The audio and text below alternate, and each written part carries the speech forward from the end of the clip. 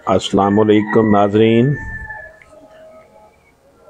एक रिपोर्ट के मुताबिक चीन की अदलिया की बैनुल-अक़वामी साख में नुमायां इजाफा हुआ है।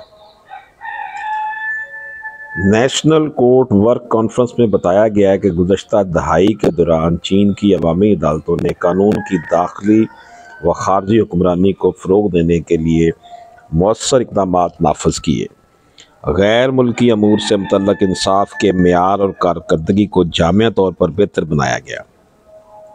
कौमी खुद मुख्तारी, सलामती और तरक्याती मफादात का साबित कदमी के साथ तहफ़्फ़ुज़ किया गया।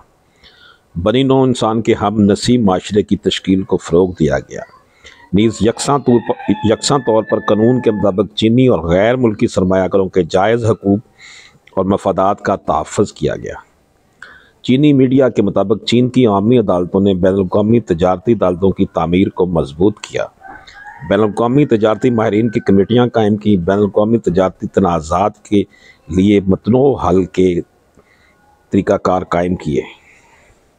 दी belt and road pilot, free trade zone और आज़ाद तजारती बंदरगाहों जैसी अदालती खदमात की पॉलिसियों को बेहतर बनाया और बैनुल-अक़वामी समंदरी इंसाफ के मरकज़ की तामीर को फ़रोग़ दिया गया।